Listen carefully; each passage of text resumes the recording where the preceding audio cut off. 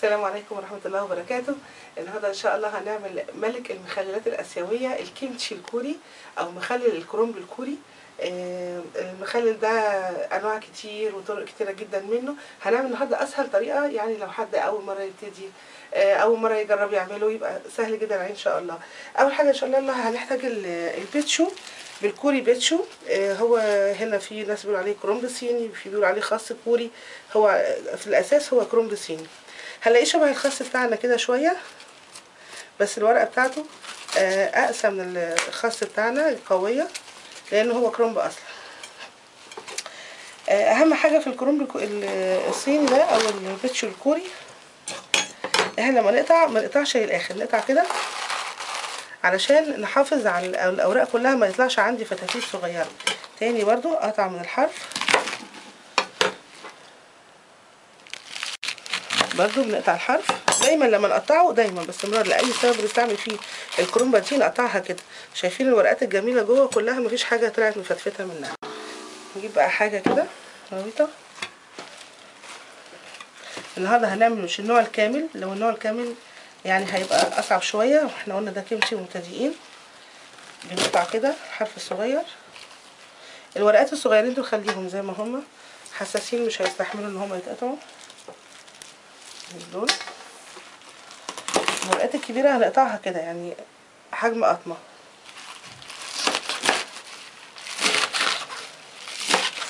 يعني كده.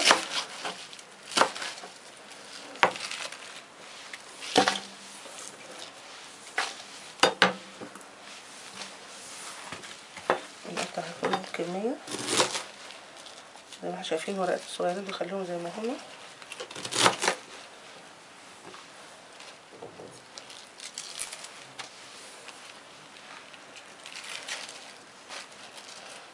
ونحاول نقطع. على فكره ممكن نستعمل الكرنب البلدي بتاعنا او الملفوف العادي نفس طريقه تخليل البيتشو، بس لما يكون هنستعمل الكرنب البلدي نرفع بقى الشرايح خالص. يعني لو هنستعمل كرنب بلدي نخلي الشريحه كده، ونفس الطريقه نعملها عادي جدا ما بيحصلش اي حاجه. ونفضل كده بقى لحد ما نخلص الكميه كلها.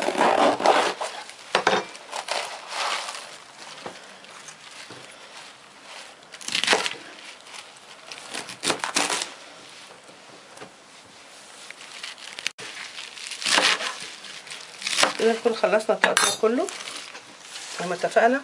ده حجم القطعه. ليه بقى انا النهارده ان شاء الله عملت ثلاث وحدات بيتشو، لان زي ما شفنا حجمها ما كانش كبير قوي. دي حاجه. الحاجه الثانيه بما اننا بقى هنعمل كيمتشي وهنجيب بقيه المستلزمات بتاعته، 3 كرنبات حلوين قوي، مش كتير ومش قليل عشان نبتدي بيهم ان شاء الله. 3 كرنبات. هنجيب بقى الملح، دول حوالي 2 كيلو ونص ولا حاجه. هنحتاج لهم نص كوبايه ملح، نرشها كده عليهم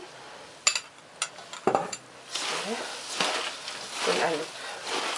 في ناس بتحب تقبله في الاول في المرحله دي بشويه ميه، بس انا بحس ان بما اننا احنا قطعناه هو طبيعي هيبتدي يطلع ميه بتاعته ويتدبل فيها.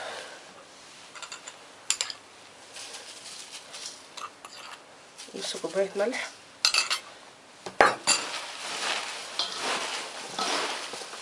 هنسيبه بقى كده مع الملح لمده حوالي ساعه ونص ساعتين.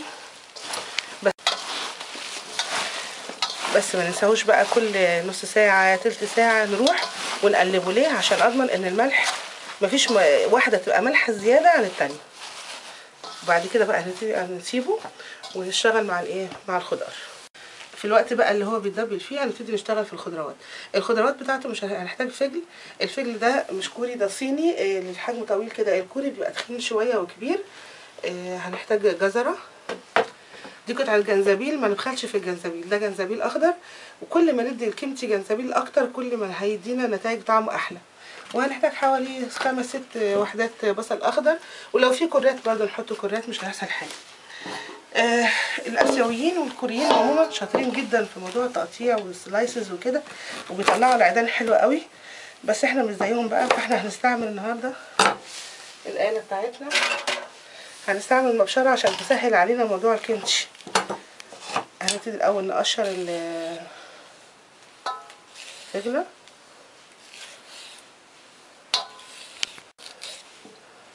ونقشر الفجل.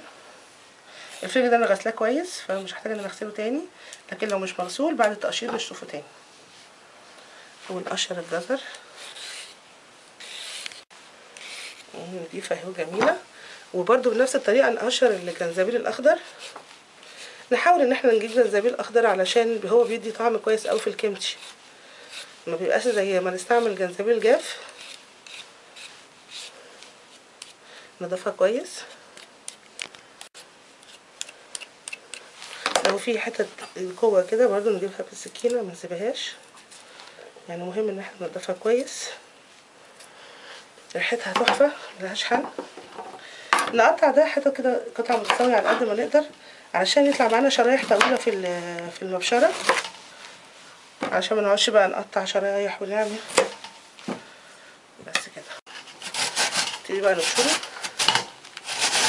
بالطول كده عشان يطلع معايا شرايح طويله كده زي ما احنا شايفين، لحد ما نخلص الكميه. طبعا واحنا شغالين برضو بنخلي بالنا من ايدينا، مش ضروري نجيب مبشره غاليه ولا حاجه، هي دي اللي بنستعملها في البيت كلنا. ونستمر بقى لحد ما نخلص الفجل والجزر. كده خلصنا من الفجل، نركنه على جنب. نبتدي بقى الجزر برضه نفس الطريقه، اشتغل بيه كده. بصوا يطلع برضه شرايح طويله نفس شرايح الفجل. وبرضه استمر لحد ما اخلص الجزره بتاعتي. نخلص الجزر نركنه على جنب كده برضه في نفس الطبق، الشغل كله في نفس الطبق. نشوف بقى حتى الجنزبيل هنعمله برضه بالمبشره، بس ننعمه بقى، يعني ما نخليهوش طويل، مش ضروري يكون طويل، ننعمه شويه. نشتغل بيه بشر عادي كده. كده خلاص خلصنا مرحله البشر. ندخل بقى على مرحله التقطيع. ما ننساش طول ما احنا واقفين نتابع الكيمتشي بتاعنا والكرومبه بتاعتنا بالتقليب في الملح. خلاص هو بدأ ينزل الميه بتاعته ويتعصر فيها. نجيب البصل الاخضر، يعني دول 1 2 3 4 5 حلوين قوي. هنقطعهم كده بشكل مايل.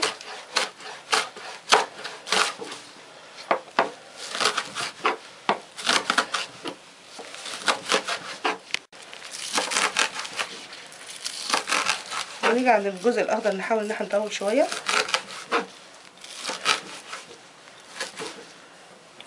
ونحطه برضه في الخلطه بتاعتنا. نجيب بصله متوسطه، ممكن برضو كنا نعملها بالمبشره، بس يعني اللي يقدر يقطعها رفيع يستحسن ان احنا نقطعها شرايح كده رفيعه. نكون خلصت تقطيع البصل هنحطه على الخلطه بتاعتنا. يبقى احنا كده ايه، بشرنا الفجل والجزر والجنزبيل والبصل العادي، البصل الاخضر والبصل العادي. هنبتدي نحتاج بقى التوابل بتاعتنا. هنحتاج الشطه طبعا، كبتي حباه، سمسم، صوص الصويا، سكر، توم مفروم. وده اسمه صوص السمك، او مفروض ان هم هناك بيستعملوا معاه اسماك مملحه وكده، بس عشان نسهل على نفسنا بنستعمل حاجه اسمها صوص السمك. وده يعتبر يمكن افضل نوع لانه معمول من الكاليماري او السكويد، فبيبقى ليه طعم بيدي نكهه اقوى علشان ما نحطش احنا اي حاجه مملحه فيه.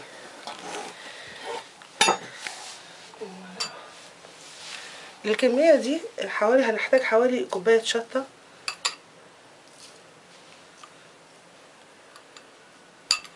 عشان يبقى يعني طعمته كويسه.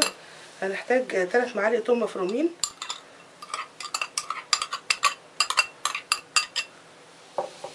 هنحتاج معلقه كبيره سمسم محمص، وده اختياري يعني مش عايز يحطها ما يحطهاش. هحتاج معلقه كبيره سكر،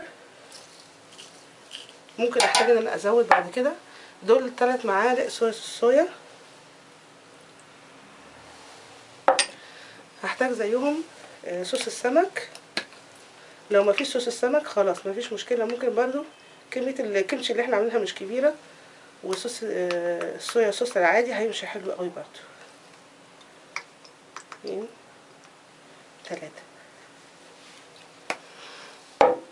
في بقى حاجه تاني دلوقتي هنعمل ايه بقى. دي الحاجه الوحيده اللي اتعملت على النار.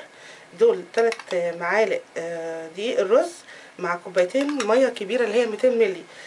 لو ما فيش دقيق الرز ممكن نحط دقيق عادي، ولو عايزين نستغنى عنها برضو ما فيش مشكله، بس الافضل ان احنا نحطها عشان تدينا نكهه الكمشي الكوري الاصليه. دي حاجه. الحاجه التانية ان دقيق الرز ده هو اللي بيعمل عمليه التخمر في الكمشي، فوجوده مهم، لكن يعني مش نهايه العالم لو عملناه من غيره يعني. زائد طبعا زي ما احنا شايفين بيدي قوام للخلطه. نقلب بقى كده، اتقلبت كويس قوي. شايفين اللون بتاعها والشطه وريحه بقى الثوم والجنزبيل والبصل الاخضر، يعني مش الواحد مش هيستنى لما نحطه في الكمشي. زي ما احنا شايفين كده ده بقى له ساعه بس ودبل خلاص، انا مش عايزه اكتر من كده. هو حلو قوي كده يعني، في نفس الوقت طريه بس بتتقطم ويبقى لها صوت كده علشان تفضل محتفظه بالحلاوه اللي فيها. الكرومبه دي بيبقى فيها حلاوه كده سويتي شويه. دلوقتي بقى نروح نغسله غسله كويسه قوي، لان طبعا احنا رشينا الملح من غير ما نغسله. هنغسله اكتر من مره لحد ما نتاكد كل الملح نضف وكل الاتربه اللي فيه نضفت.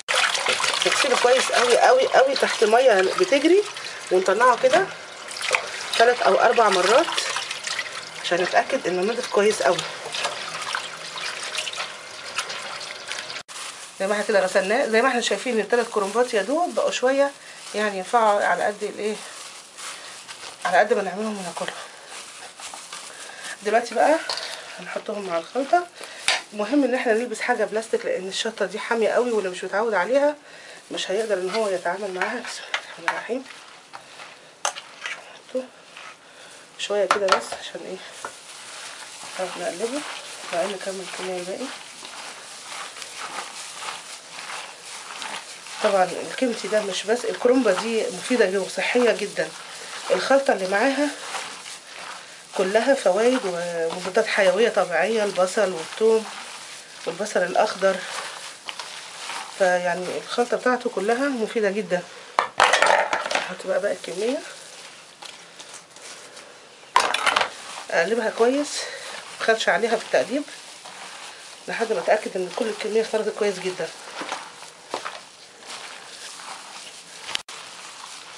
كده امتزجت كويس. هحاول قبل ما انهي العمليه برضو ان انا اخد كده كل المكونات معايا. بسم الله.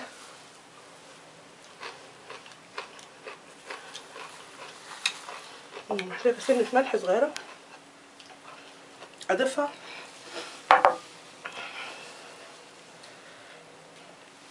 لو هي الشطه كده بتاعته كويسه قوي، اللي يحب يضيف شطه يضيف قبل ما ننهي الايه العمليه. طبعا الكمتي ده بقى يعني ممكن يتاكل دلوقتي على طول حالا اول ما نخلصه مع شويه رز ابيض، او اللي احنا بقى هنخزنه. بسم الله. نحطه بقى في علبه كده، ودايما واحنا بنحط نضغط ونخرج اي فراغ، عشان في ناس احيانا تشتكي ان الكمتي بتاعها ساب لون طبقه بيضه كده على الوش، ده لان كان سايب فراغ اثناء عمليه الايه التعبيه.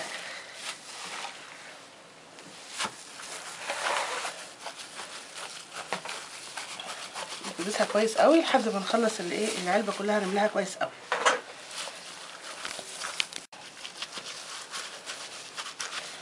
خلصت كده كل الكميه.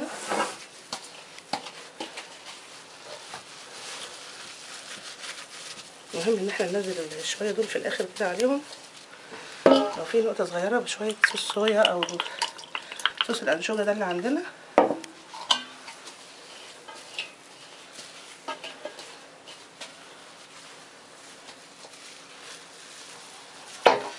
طبعا الكمتي مليان فوائد ومضادات اكسده، مليان خمائر مفيده جدا للمعده والامعاء، ومفيد في الامراض الخطيره بجد، بيعمل وقايه من امراض كتيره جدا. وكده نكون عملنا الكمتي الكوري بطريقه سهله وسريعه. وده شكله على فكره ده يعني احلى وقت ليه ان احنا ناكله وهو طازه. لو هنشيله بقى نحط نغطيه كويس ونبيته بره لمده ليله، وتاني يوم ندخله التلاجة عشان ياخد التخمير بتاعه. كده نكون عملنا طبق الكيمتشي الكوري السهل. يا رب يكون عجبكم. انا غادة ياسين، السلام عليكم ورحمه الله وبركاته.